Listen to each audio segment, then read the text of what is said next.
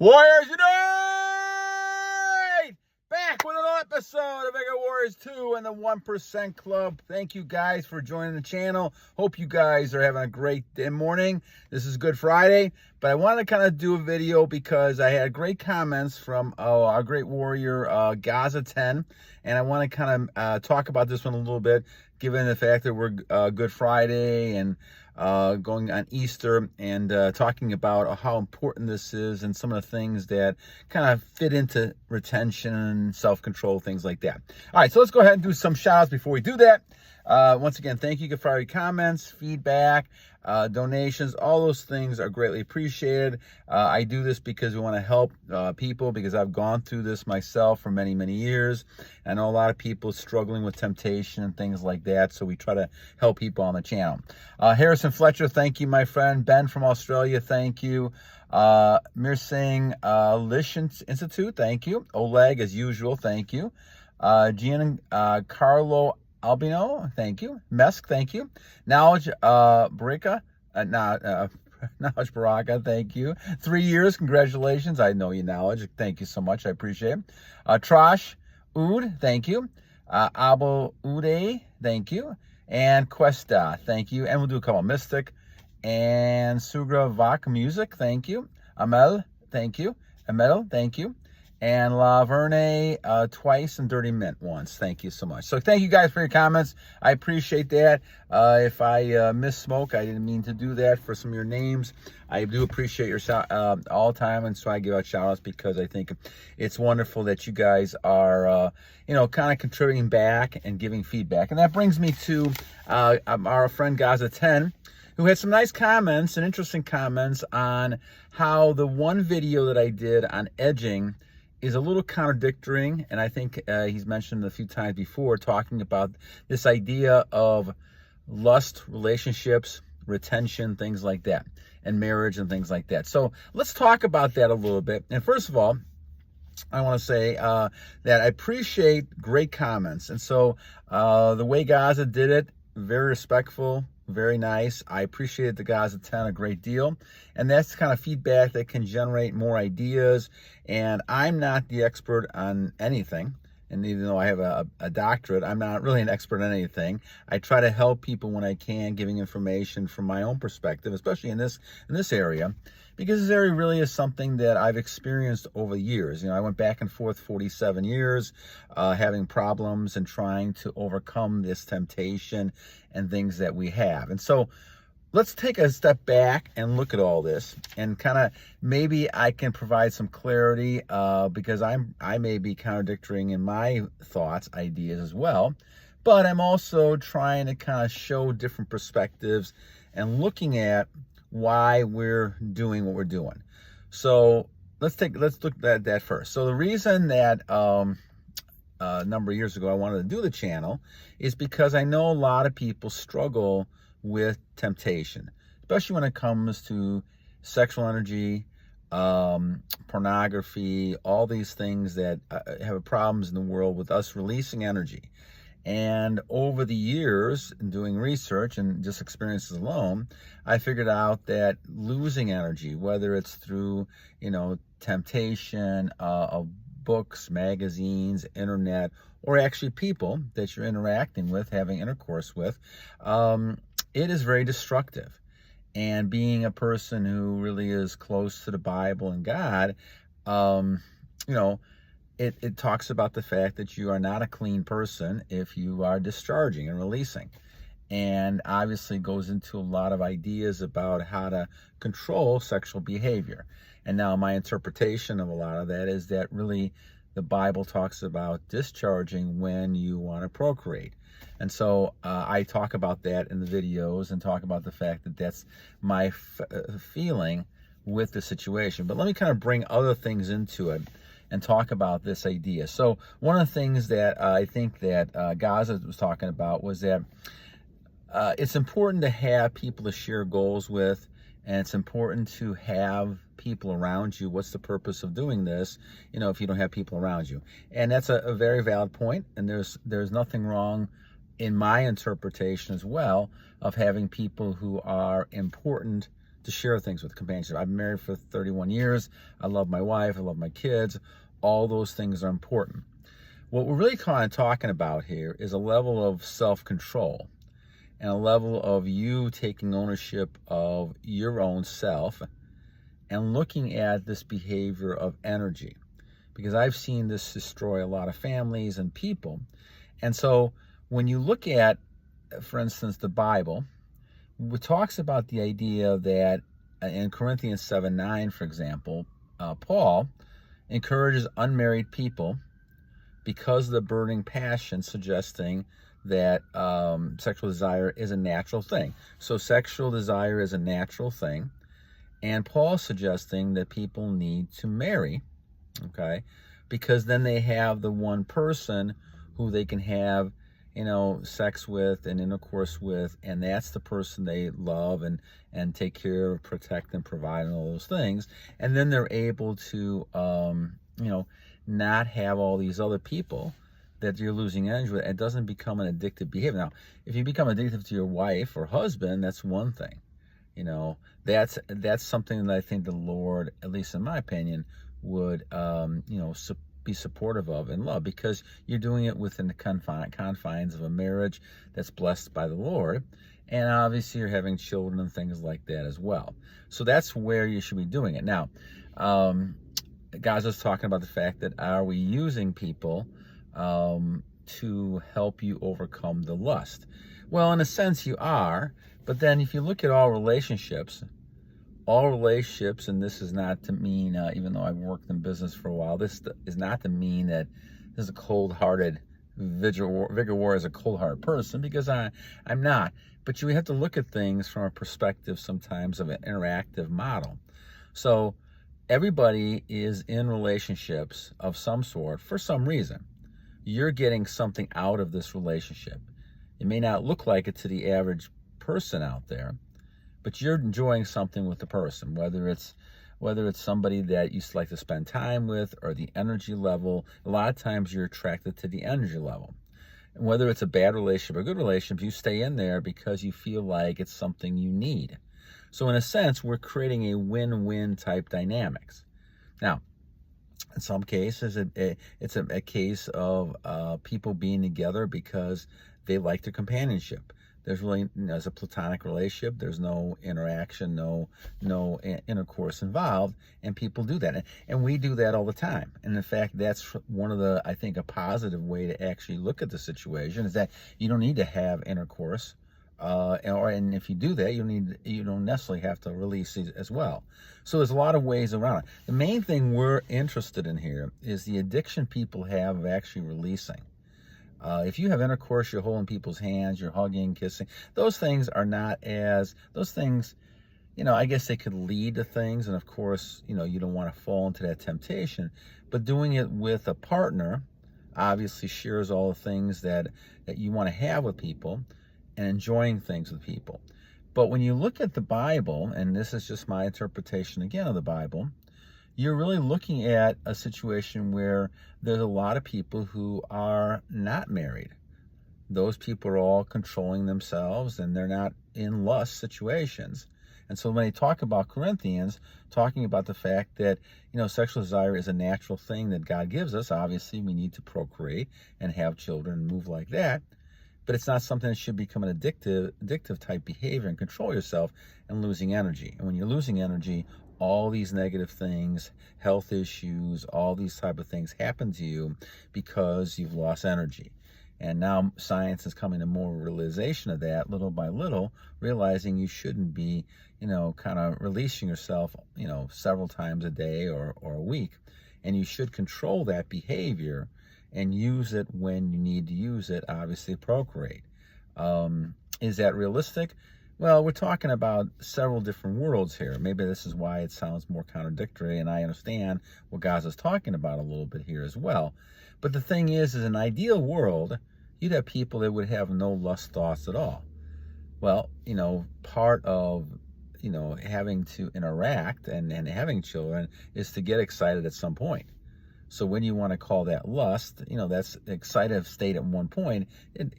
Lust could be a period of time, where all of a sudden you're lusting. The Bible talks about if you're looking at someone sexually, you're lusting after them in your heart. So that's lusting too. So the thing is that, but at some point, you have to do that in order to procreate and have children. So at least in my mind, no, I could be wrong on that. But the thing about it is that we are interested in the channel in trying to help people not release. So that's the whole key to this. I mean, I think having relationships is wonderful. I love my wife. I work with a lot of people every day, and have had in 60. No, I'm going to be 64 in June. I enjoy being with people. I mean, that's a lot of fun, and I have a lot of friends, and male friends, female friends. I mean, it's a wonderful, to me, it's a wonderful life. But I think what I realized was all those years of releasing energy, I lost a lot of energy. I lost a lot of myself in all that, going after things that really weren't that important. I mean, really, what is the purpose of having intercourse when you're, releasing? Is it basically to have pleasure?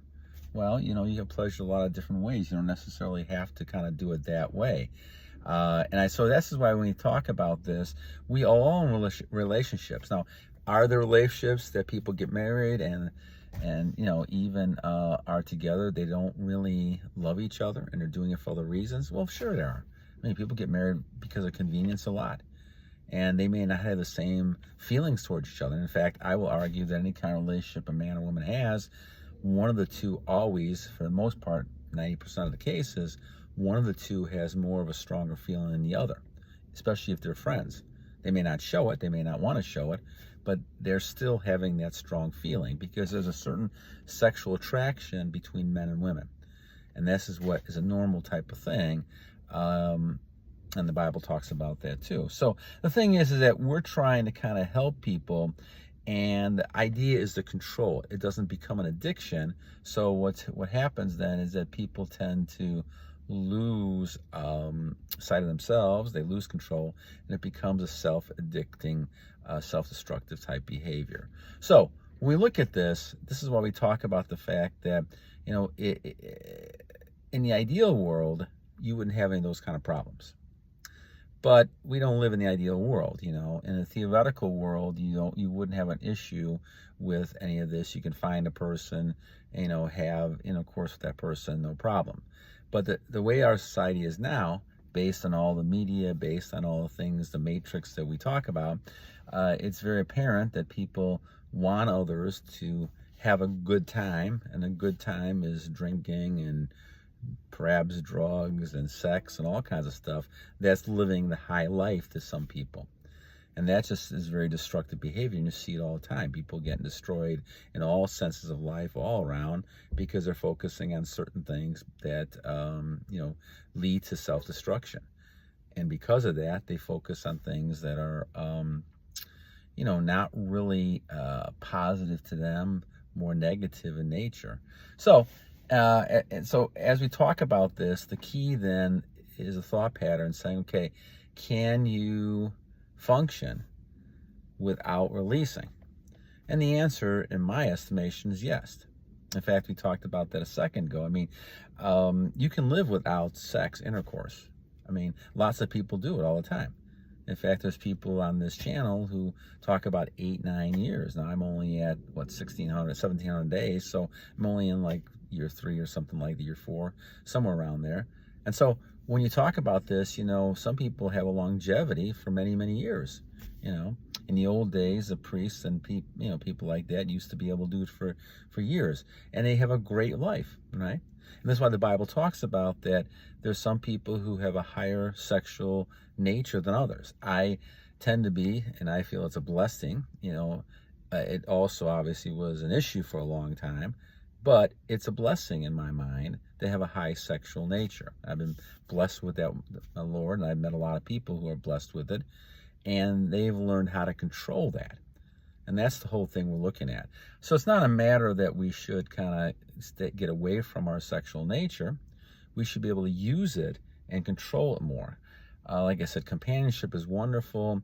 It's great to build things with other people, but sex should not be the main focus of that relationship. And this is what happens to a lot of people, especially when they're younger. When they're younger, they're focusing on how good each other looks. This is a main focus, but they never spend a lot of time getting to know the person, working with the person, and having companionship with the person. And I think that's the whole key to it. And so, I think relationships need to go to that basis first. And that's what happened with my wife and I. And, that was the best thing that ever happened. We kind of held off with anything until we had gotten married and all that. And I think that's a great thing. Now, it's just my viewpoint and our viewpoint. But the thing is that you have to kind of look at this and say, okay, what is the thing you're trying to do here? You're trying to do a long-term relationship. I mean, I think certainly if you're looking at one-night stands and you're looking to try to just kind of get your pleasure all the time, that's the wrong approach. And I think maybe Gaza's kind of telling us that as well. And I would agree with that 100%. The purpose is not just being by yourself. Though, I will say this, and I'm more of a loner person. I love people. I've been in, communications, all kinds of fields for years with people, and I love people, but I love being by myself. And I think when you look at, as I've grown more in retention, I realize I understand what God is saying about being by yourself, identifying yourself. The more you can be yourself, the more you're able to give to other people because you know yourself more. And that's just something that my belief is talking about this. So the more you know yourself, the more you can go ahead and be someone to someone else. If you don't like yourself, you're not going to like other people. And that's just something I've seen over the years in relationships and communication behavior. If you don't like yourself, you're not going to like other people. And if you like yourself, then you appreciate other people and you're grateful for other people and you want to talk with people, give to people, and be that kind of positive person in their life. And so I think you can change the attitude. I was very, very negative when I was younger. A lot of it was because of releasing and all kinds of other stuff. And I became a lot more positive because of faith and believing in God and being able to say, okay, what is the purpose you want me to achieve? And giving my life over to God was the best thing I ever did. And so that's now changed a lot of my perspective. But because I have been blessed with a sexual nature, I had to learn how to control this nature over the years. And so it's taken a while, and now I realize, that the mistakes I had made in the past and trying to go to monk mode, I call it monk mode, and trying to eliminate a lot of this thinking. But the thing is, it's not something that can just happen overnight, especially if you're blessed with having a high nature. And so, as we talk about this, again, I think Gaza 10 brings up some very interesting points, and I appreciate that. Again, Gaza, talking about this idea. And when we talk about edging, which is kind of where this all started, there is a contradiction, of course. I mean, obviously, when you look at edging, you don't want to edge. You don't want to edge. You don't want to do any of that. But we're all fighting a battle. So when I look at this from a perspective saying, okay, how do I help person A, person B, person C? Well, person A is releasing all the time. It's almost like any addiction you have. A person is smoking all the time, or they're drinking, or they're doing drugs all the time. It's very difficult to go cold turkey and just say, I'm going to stop releasing. I'm going to stop doing drugs. I'm going to stop alcohol. A lot of people don't have that willpower to do that. And they may not have the faith in God at that point in time. So, and there's miracles that happen. I'm not saying that there isn't. But the thing that's helped some people, and this is why I do this, is talking about how you can progress step by step in the right direction. And though I would not recommend it, the reason why we did the video on edging, because a lot of people ask about it, is the idea that for some people, it helps them get to a point where they can totally extinguish that behavior.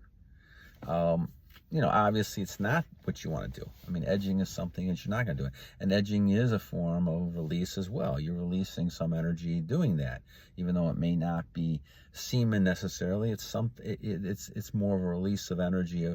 You are releasing energy. I mean, this is energy stuff you're doing.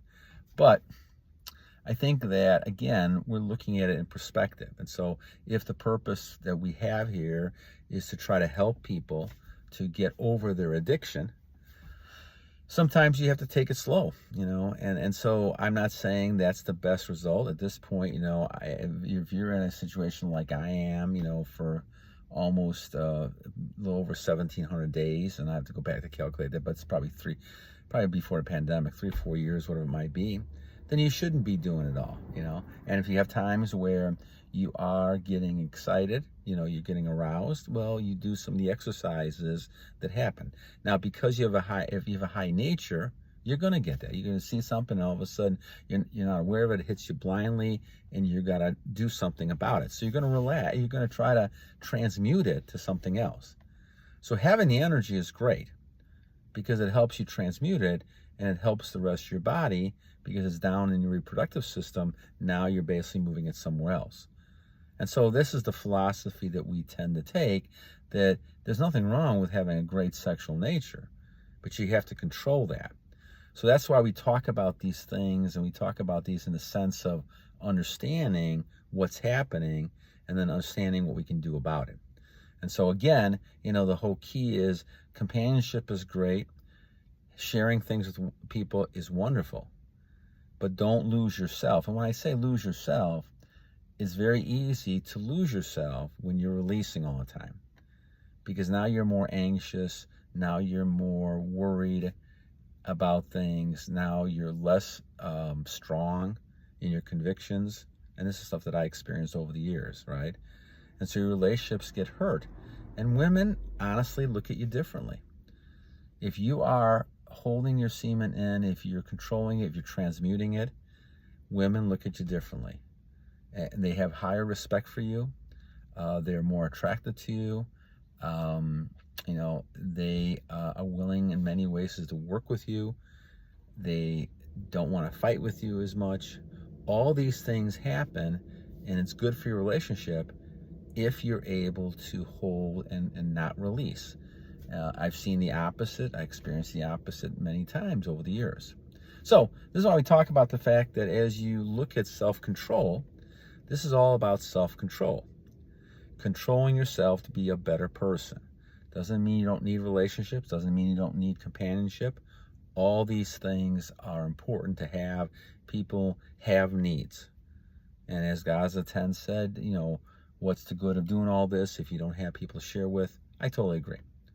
But again, don't lose yourself in all this, and be somebody that can be a high-value male. In this case, males, because I talk males all the time.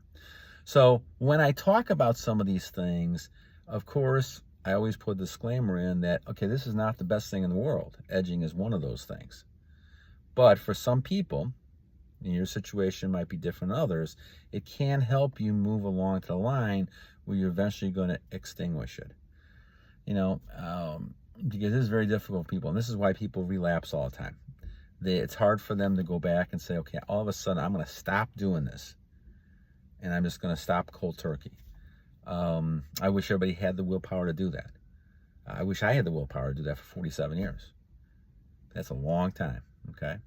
So I would say that I had to learn some of this myself, and I did some of that myself as time went on, to be able to get stronger and stronger to the point where I didn't even think about it anymore. I didn't have to do it anymore, okay?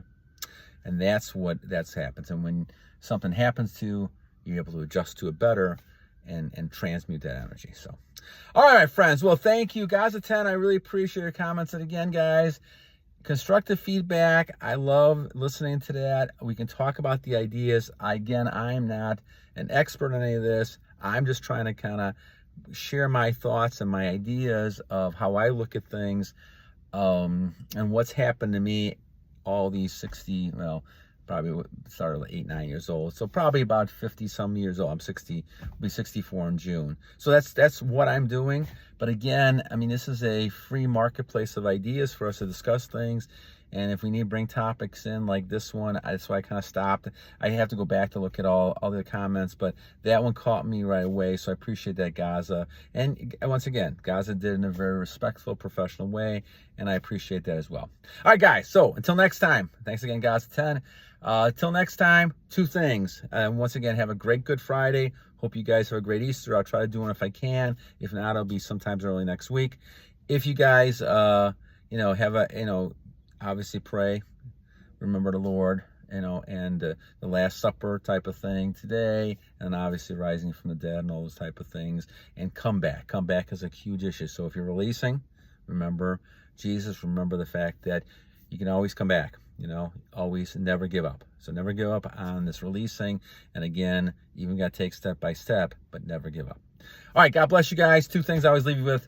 One, every day, like today, is a great day to a great warrior, and you guys are all great warriors. And I think I change it all the time, but that's okay. You know what I'm talking about.